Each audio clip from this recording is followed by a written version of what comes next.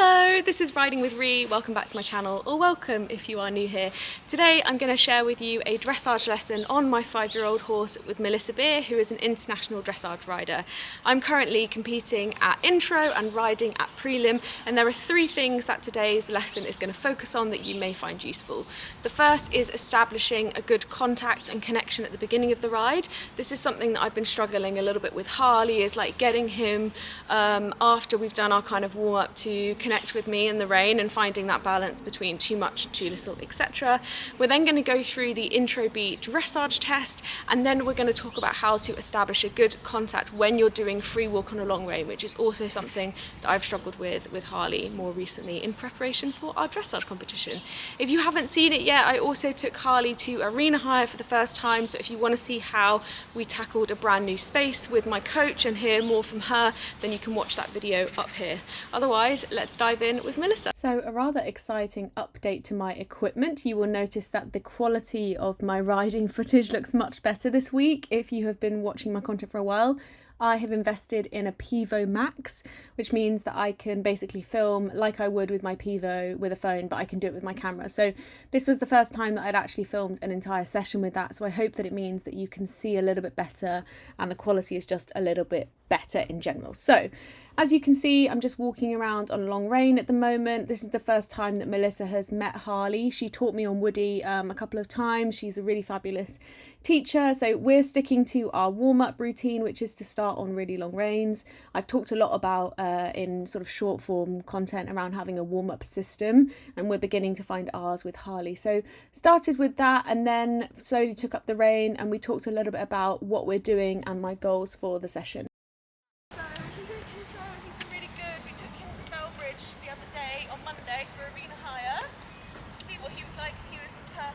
Yeah. So we're doing the dressage, we're doing the Intro B next weekend, and then we're doing Felbridge Intro on the 25th, whatever. So yeah, love it. So you've got another. You're doing intro what? Sorry. Intro B. Yeah. Did you want to go through that today, or did you want to do anything specific? I think that'd be nice. I brought him in the school on Friday, and I didn't have a lot of time. I think I was rushing him, and I just couldn't get a tune out of him. Okay, so it's just annoying because we have had a really nice time lately, but I just couldn't get him to come soft. He was really tense. His natural way of going is very up and short. So we'll look at that, shall we? Yeah. And then, if we feel like we're in a good place, then maybe do either bits from the test or go through the test. Yeah, that'd be nice. Yeah. So when you pick him up, obviously you spoke about like the fact that he likes to carry the head quite high. Yeah. And then because of that, what he's not always doing is lifting the wither bit up. Yeah. Yeah. So he'd rather have the ears up and the wither down naturally. So when you pick him up, like doing some turns and some circles, like 10-meter circles, 12-meter circles, 15-meter circles, like some squares. Yeah. Just moving him around between your legs will help you to kind of almost like connect him up from your leg to your rein. Good. Just keep him really straight on the turn in the neck. Good. Good. Do they need to be more forward, more back? No, I think you're okay. Like, I think you just want to focus on keeping like a soft consistency, which I think you are, aren't you? You feel that again? Yeah. What does when that shift happens? Like, what's the difference in the feeling in like the forehand, the front legs, the back? Pardon? Weirdly, his stride feels smaller. Yeah. But like there's less movement, like you said, you don't Yeah. need a big boat. Yes. To summarise the warm-up section, for me the biggest takeaway was once we'd done our long walk on a long rein, picking him up meant immediately putting him onto circles, squares, bigger circles, smaller circles, bigger squares, smaller squares, to help bring that connection through, mostly from the body and into a soft contact. And if you've followed us since I bought Harley, I think certainly for me, this is probably the most consistent I've been able to get him looking so early on in a lesson, because that's something I struggle with. It takes me a little while, which is why I've been struggling a little bit in the gap between the warm-up and the test arena, is getting him back. So we did a bit more of that, and then as you can see, we popped up into trot. And I would go with the same theory, that I'd want to get him on some turns so that again I could pick him up with my leg into my contact. It's almost like using your half halts to say stay together, don't, because what he wants to do is sort of like put the wither down and then run along or pull along with the front end. Don't let him run off. You feel there how he wants to run himself into two pieces? Yeah. So you've got to be quick to pull yourself up if he's then pulled you down, and use your half halts and your rise to say, no, no, don't run off. Like the minute you want to go straight, that's what he does. Yeah. He runs his front legs away from his hind legs and he separates into two separate horses. Yeah. That's why the circles help, because they help you to put him back into one horse. So I felt really good after this little section, but I want to play you a little moment of me saying that when I ride on my own, I don't have the same confidence in the process, in patience, and being like, it's coming. And so when I ride on my own, I kind of get in my own head and I'm like, he's not with me, he's not there. So I want to show you, because I think we all have a tendency to do this, and actually sometimes we have to trust the process and be patient with it. And then have a little breather, we'll go left rein. Does that all make sense so far? Yeah, definitely. Really helpful. Good. I think when I'm on my own, Yeah. I'm like, I'm not getting it, he's not with me. And actually, when you said like, within 4 circles, and I was like, oh God, I was there after 2 circles being like, he's not there. I think I need to be a bit more patient. And I think probably because he is a little bit inconsistent in the contact when his body's not in the right place, I bet it's really easy to kind of like be going round and around, just getting too involved in that. Yeah. Whereas I think if you think about like sticking to an exercise and that helping you get him together, Yeah. I think that will help you get there faster. We then moved on to practicing the British Dressage Intro B. I actually ran through this test twice. I'm showing you the second time because I think it shows the improvements, which is maybe more useful, and hearing Melissa talk about those. So let's go. So just take your time getting back up together. I want you to, even though it's coming quicker, I want you to take time. So I want you to be really like picky about like the feeling you want before you go up to trot. Okay. So you teach him that when I have this feeling, then I will move on. Yeah. So this is what I want, and then you get your reward, and that's changing the subject.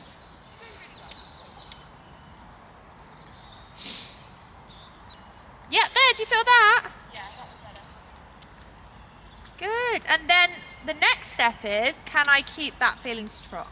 Yeah. Really, really good there. So when you're ready, you want to keep this, you can think about, well done, your body not being pulled around. You can think about your rein shaping him slightly if needs be. You know, whatever it is to keep that shape. Good. You can have a little bit more impulsion there.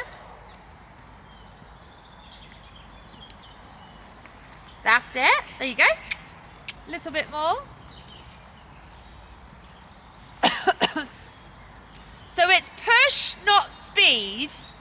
So you have to have enough push so that he can balance himself, but not too much that he pushes himself off his hind legs. So it's that middle ground, trying to find that middle ground. Okay, so throughout the test, noticing what speed you want to be at, what's too fast, what's too slow, and then noticing when he loses balance, so he pulls on your body, and when he needs your help. To say, no, it's okay, I've got you, I'm going to stay where I am and help you stay where you are. This is better already. So it might be that you notice it on turns more, or straight lines more, or changes the direction more. This is better. You're really supporting him through your middle. Well done. Asking for his attention. Good job.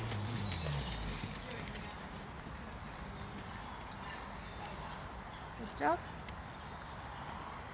Good. Don't let him pull on you, on your body. Give him that resistance when he does. So I'm staying here. I'm going to help you. Good. Super. Nice walk.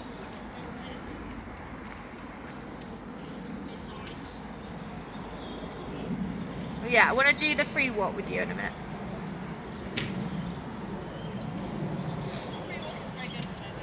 It's all right. It's just a little bit not your. Yeah, it's like not yours, if you like. It's like kind of like see what he does. That's hard, that transition. Yeah. At home, just put a circle in. Just do your tummy in circles until you get him, and then pick up the rest of the test. And then in the test, it is what it is. Good, don't let him pull you down and forward. You've got to fight to stay up yourself. There you go. The minute you get up, he comes up to you. Good, same in the stretch. Even though you want the neck down, you're going to stay up to help him stay up with his balance. Lovely. Well done. Leg to help you connect him up to the bit again. Body staying uphill, so you balance him with your body and your seat. It's okay, he's just lost a bit of balance because it's hard for him to pick up the balance again once he's had his head down. Yeah, that was hard. And that's just where you've got to really go, come on, I'll help you come back up.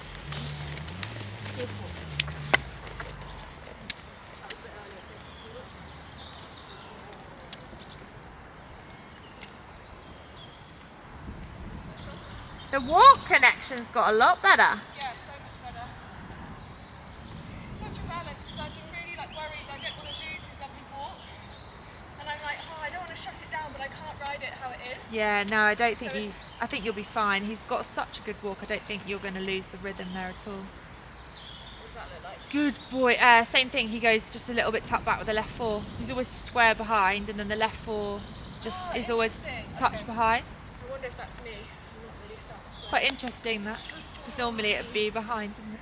Clever. Clever. So We had a little walk break together, and then to finish the session we had a look at the free walk on a long rein and how to create connection whilst also creating a stretch down, something I personally struggle with. So let's take a look. there.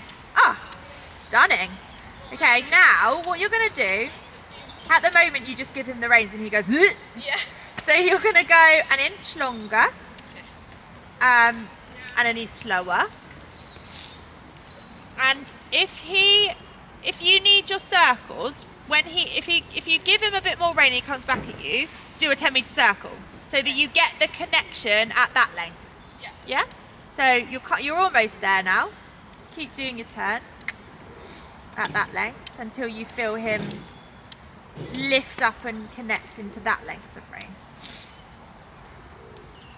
Good. Little bit of a smaller circle again. Yeah? Can't quite see. Getting there. There, yeah? Now an inch longer. So you're basically teaching him that I'm going to make the boundary a bit longer, but I need this connection over your back still. Yeah. At the moment, when you give him all the rein, Yeah. he stretches his neck, but he goes Yeah. longer and flatter, which is really normal. So what we're teaching him here is that the rein will get longer, but you still need to lift up over your wither into it. Yeah. And that's the circle's helping you keep your leg on to create that. There. Yeah?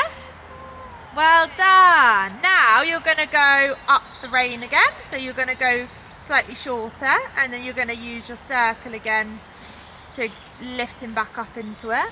Good boy. And then you go slightly shorter again until you've got the feeling that he shortens up into that length.